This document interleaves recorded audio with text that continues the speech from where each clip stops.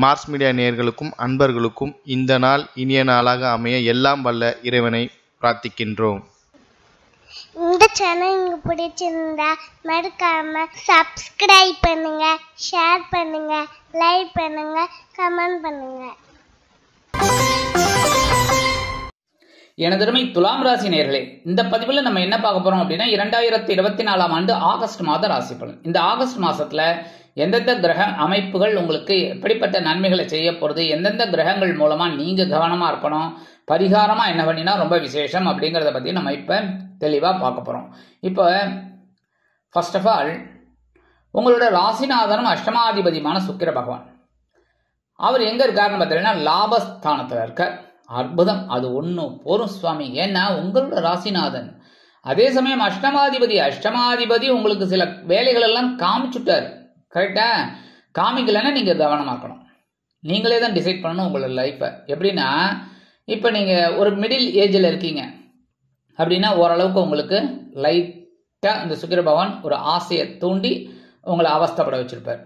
அப்படி அவஸ்தைப்பட்டுட்டீங்க அப்படின்னா ஒரு நல்லதுன்னு கண்டிப்பா நடக்கும். இல்ல அவஸ்தை கிடையாது, நான் சந்தோஷமா தான் சுவாமி இருக்கேன், ரொம்ப நன்னா இருக்கேன் நானு அப்படின்னா எல்லா விஷயத்திலையும் கவனமா இருக்கணும். ஏன்னா நம்ம தலைவரே கவுத்து விட்டுருவார். புரியுதா? சந்தோஷத்தையும் கொடுத்து கவுத்து விட்டுருவார். அதனால கவனமா இருக்கணும். சரியா? அந்த வகையில் இந்த சுக்கிர பகவான் லாபஸ்தானமாகிய 11ஆம் இடத்துல இருப்பது ரொம்ப ரொம்ப விசேஷம். அற்புதம். எடுக்கிற காரியங்கள்லாம் அற்புதமா இருக்கும். தொழில் வியாபாரம் அருமையா இருக்கும். நீங்க எதிர்பார்த்த அந்த லாபங்கள் வந்து சேரும். உத்தியோகத்துல முன்னேற்றம் அதிகரிக்கும். அதே மாதிரி மனசுல ஒரு சந்தோஷம் இருக்கும். ஒவ்வொரு காரியமும் அற்புதமா நடக்கிறதே அப்படின்னு ஒரு சந்தோஷம் இருக்கும். நீங்க எதிர்பார்க்காத சில நன்மைகளும் உங்களை தேடி வரும். 26/8/2024 முதல் இந்த ராசிநாதன் சுக்கிர பகவான் எங்க வரப்போறான்னு பாத்தீங்கன்னா விரயஸ்தானமாக 12ஆம் இடத்துக்கு வந்துடுறார். சரி, 12ஆம் இடம்னா செலவு தான் வைக்கும். ஆனா இந்த இடத்துல பாத்தீங்கன்னா நீச்சம் அடைஞ்சிடுறார். உங்க ராசிநாதன் நீச்சம் அடைஞ்சிடுறார் அப்படின்னா பலம் இழக்கிறார் அப்படிங்கும் போது செலவுகள் கட்டுப்படும். ஓரளவுக்கு உங்களுக்கு அத்தியாவசியமான செலவுகள் தான் வரும். பெரிய லெவலில் செலவுகள் வராது. ஏன்னா நீங்க ஒரு ஸ்கெட்ச் போடுவீங்க, இப்படிதான் நடக்கணும் அப்படின்னு. அப்ப அந்த மாதிரி ஒரு ஒர்க் அவுட் ஆகும்.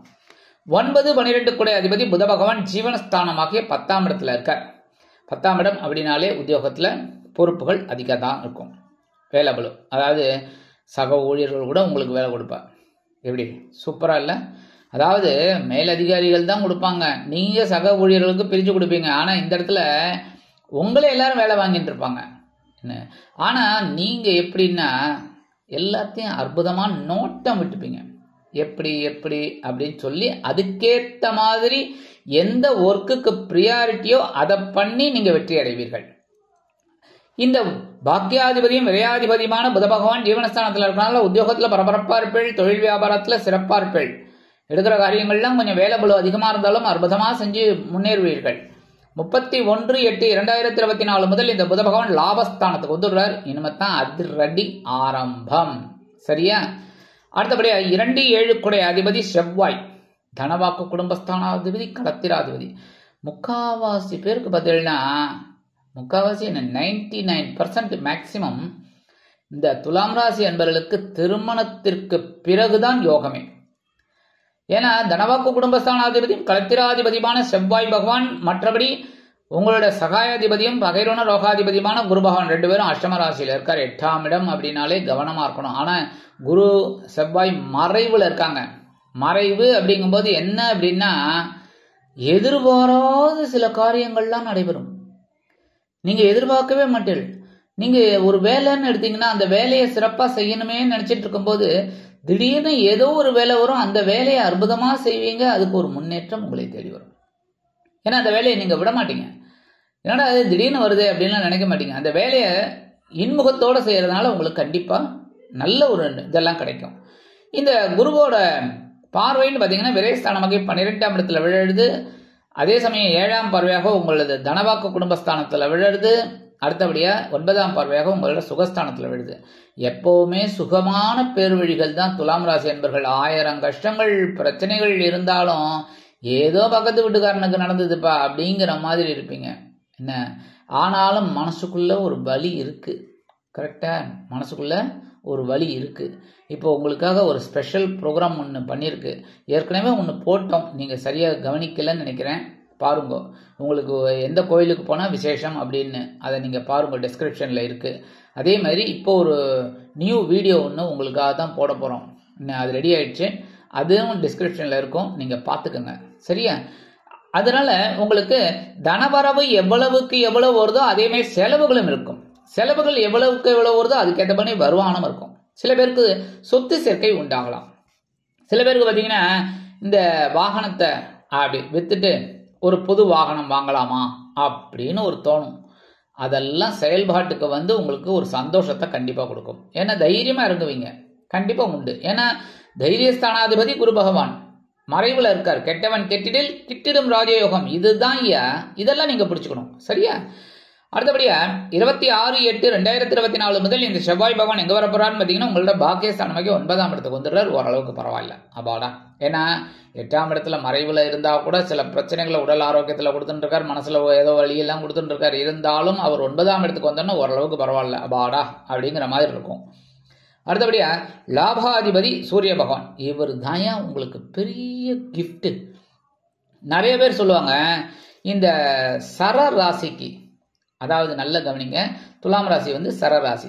இந்த சரராசிக்கு 11ஆம் இடத்து அதிபதி பாதகாதிபதி. அப்போ அவர் நல்லதே பண்ண மாட்டார். அப்போ அவர் 10ஆம் இடத்துல இருந்தாலும் நல்லது பண்ண மாட்டார், 11ஆம் இடத்துல இருந்தாலும் நல்லது பண்ண மாட்டார், 1ஆம் இடத்துல இருந்தாலும் நல்லது பண்ண மாட்டார். ஏன்னா ஜென்மராசிலேருந்து நீச்சம். அப்போ ஒவ்வொரு இடத்துலையும் அவர் ஒன்றுமே பண்ண மாட்டார்னா என்ன சுவாமி, லாஜிக்கே இடிக்கிறதே கிடையாது. எப்பவுமே ராசிகள் சரராசி அது இதெல்லாம் வச்சுக்கலாம், ஆனால் லக்னம் வச்சுதான் நம்ம ஒவ்வொன்றையுமே கணக்கு பண்றது. புரியுறதா? லக்னத்தை தான் முதல்ல பார்க்கணும், அடுத்து தசாபுக்தி. இப்படிதான் ஒன்னொன்னா நம்ம ஒவ்வொரு ஜாதகத்தையும் வெரிஃபை பண்ணணும். அப்படி இருக்கிற பட்சத்துல இந்த லாபாதிபதி கண்டிப்பா உங்களுக்கு லாபத்தை தான் கொடுப்பார். சூரிய பகவான் என்னைக்குமே நல்லதுதான் பண்ணுவார். புரியுறதா? ஏன்னா அவர் அசுபர் கணக்கு கிடையாது, சுபர் கணக்கு தான், பாதி சுபர்னு சொல்லுவா. அதனால உங்களுக்கு இந்த லாபாதிபதி சூரிய பகவான் ஜீவனஸ்தானத்துல திக்பலம் அடைஞ்சு இருக்கிறதுனால உங்களுக்கு நிறைய நன்மைகள் கண்டிப்பாக சூரிய பகவானால கிடைக்கும். உத்தியோகத்துல நீங்க வைக்கிறது தான் சட்டம், அற்புதமா செயல்படுவேள். அதேமாதிரி தொழில் வியாபாரத்துல ரொம்ப கவனமா இருப்பேள், பரபரப்பா இருப்பேள், அதுவே பெரிய வாக்கியம். ஒவ்வொரு வேலையும் நீங்க அற்புதமா செய்வீள். அதுவும் கூட்டு தொழில், தனித்தொழில் எல்லாமே உங்களுக்கு அற்புதமா நிறைவேறும். அடுத்தபடியா 17/8/2024 இந்த சூரிய பகவான் எங்க வர போறான்னு பார்த்தீங்கன்னா சூப்பர் லாபஸ்தானத்துக்கு ஆட்சி அமைக்கிறார். லாபாதிபதி லாபஸ்தானத்துக்கு வந்த உடனே வருங்க நீங்க எதிர்பாராத சில வருமானங்கள்லாம் கண்டிப்பா கிடைக்கும். சாதாரணமா துலாம் ராசி அன்பர்கள் நீங்க நோட்டம் விட்டுக்கோங்க, ஆகஸ்ட் மாசம் உங்களுக்கு 17ஆம் தேதிக்கு அப்புறம் அந்த ஆவணி மாசம் வர்ற சூரிய பகவான் உங்களுக்கு அற்புதத்தை தான் கொடுக்கிறார். ஒரு வருமானத்தை கொடுக்கிறார், உத்தியோகத்துல முன்னேற்றத்தை கொடுக்கிறார், நீங்க எதிர்பார்த்த ஒரு தனவரவை கொடுக்கிறார், குடும்பத்துல ஒரு சந்தோஷத்தை கொடுக்கிறார். எல்லாமே கண்டிப்பா உங்களுக்கு கிடைக்கும். சரியா? 4-5 குடை அதிபதி சனீஸ்வர பகவான் பஞ்சமஸ்தானத்துல வக்ரகதியில இருக்கார். வக்ரகதியில இருக்கிறது பரவாயில்லை. என்ன, பஞ்சமாதிபதி பஞ்சமஸ்தானத்துல வக்ரகதியில இருக்கிறது பரவாயில்லை. ஆனா 5ஆம் இடத்துக்கு வந்தோடனே உங்களுக்கு ஒரு தைரியம் வந்துடுத்து, பரவாயில்லைங்கிற அர்த்தாஷ்டம சனி விலகணுன்னே உங்களுக்கு ஓரளவுக்கு ஒரு உடல் ஆரோக்கியமும் நன்னா இருக்கு, கொஞ்சம் ஒரு மினுமினுப்பா இருக்கீங்க. கரெக்டா? அந்த வகையில இந்த சனீஸ்வர பகவான் வக்ரகதியில இருக்கிறது பரவாயில்லை. இருந்தாலும் உடல் ஆரோக்கியத்துல கொஞ்சம் கவனம் எடுத்துக்கோங்க. சரியா? மாத்திரை மருந்து இதெல்லாம் எடுத்துக்கணும் அப்படின்னா கரெக்டா அந்த ரெகுலரா அதை எடுத்துக்கோங்க. சரியா? மற்றபடி ராகு பகவான், சாயா கிரகமான ராகு பகவான் பகிர்வன ரோகஸ்தானமாக்கி 6ஆம் இடத்துல இருக்கார். கேது பகவான் விரயஸ்தானத்துல இருக்கார்.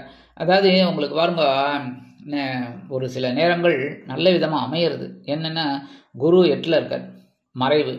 என்ன, சாதாரணமா 6, 8, 12 மறைவு ஸ்தானம்னு சொல்றது. கரெக்டா? அப்ப 6ஆம் இடத்துல ராகு பகவான் உட்கார்ந்துட்டு இருக்கார், 8ஆம் இடத்துல குரு பகவான் உட்கார்ந்துட்டு இருக்கார், 12ஆம் இடத்துல கேது பகவான் உட்கார்ந்துட்டு இருக்கார். 3 பேரும் 3 இடத்துல உட்கார்ந்துட்டு மறைவா இருந்துட்டு உங்களுக்கு சில அற்புதத்தை கொடுத்துட்டு இருக்கார். ஆனா என்ன ஒண்ணு, நீங்க முயற்சிகளை மேற்கொள்ளணும், தைரியத்தை விடாதீங்க. தைரியத்தை விடாம இறங்குங்க, கண்டிப்பா உங்களுக்கு சக்சஸ்ஃபுல்லான ஒரு இது கிடைக்கும். அடுத்தபடியா 6ஆம் இடத்துல இருக்கிற ராகு பகவான் 12ஆம் இடத்துல இருக்கிற கேது பகவான் கெட்டவன் கெட்டிலில் கெட்டிடும் ராஜயோகத்தை கொடுத்துட்டு இருக்காரு. மனசுல என்ன வரணும், ஆன்மீக சிந்தனைகளை கொண்டு வரணும். நீங்க கொண்டு வரல, நிறைய பேர் ஆமான்னு சொல்லுங்க, ஒத்துக்கங்க. கரெக்டா? ஏன்னா இந்த துலாம் ராசி அன்பர்கள் எப்பவுமே பாத்தீங்கன்னா பிரச்சனைன்னு வந்தாதான் பகவான் நாமத்தை சொல்றேன். ஒரு விஷ்ணு சஹஸ்ரநாமம் சொல்றது, ஆதித்ய ஹிருதயம் சொல்றதுன்னு பிரச்சனை வந்தோன்னு தான் இறங்குறீங்க.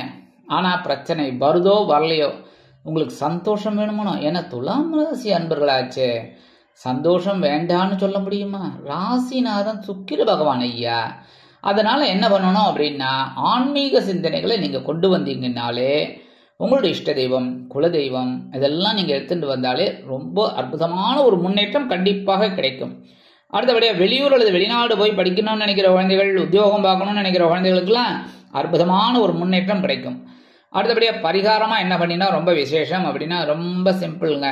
மேக்சிமம் உங்களுக்கு கிரகங்கள் பரவாயில்லை, முருகப்பெருமான வழிபாடு பண்ணுங்க, அது செவ்வாய் பகவானுக்காக. சரியா? அடுத்தபடியா நவகிரகங்களில் உள்ள குரு பகவானை வியாழக்கிழமைகளில் நெய் தீபம் ஏற்றி வழிபாடு பண்ணுங்க. சனிக்கிழமைகளில் சனி பகவானை ஒரு மாதிரி துதித்து, ஒரு மாதிரினா என்ன, காயத்ரி சொல்லுங்கோ. காகத் வஜாய வித்மகே கட்கஹஸ்தாய தீமஹி தன்னோ மந்த பிரச்சோதயாத் சொல்லிட்டு அழக நவகிரகங்கள் போயிட்டு ஒரு 9 சுத்து சுத்திட்டு என்ன பண்ணணும், எல் தீபம் ஏற்றி வழிபாடு பண்ணுங்க. கண்டிப்பா உங்களுக்கு நல்ல செய்திகள்லாம் கிடைக்கும். மனசுல ஒரு சந்தோஷம் உண்டாகும். எடுக்கிற காரியங்கள் அற்புதமாக நிறைவேறும். ஆக இந்த சின்ன பரிகாரத்தின் மூலம் 2024ஆம் ஆண்டு ஆகஸ்ட் மாதம் அற்புதம் தரும், ஏற்றம் தரும், மாற்றங்களை இனிமையான மாற்றங்களாக தரும் மாதமாக அமையும் என்று கூறி விடைபெறுகிறேன். நன்றி, வணக்கம். மீண்டும் ஒரு அருமையான பதிவில் நான் உங்களை மனமகிழ்ச்சியோடு சந்திக்கிறேன். வாழ்த்துக்கள். வாழ்க வளமுடன். இந்த சேனல் உங்களுக்கு பிடிச்சிருந்தா மறக்காம சப்ஸ்கிரைப் பண்ணுங்க, லைக் பண்ணுங்க, ஷேர் பண்ணுங்க.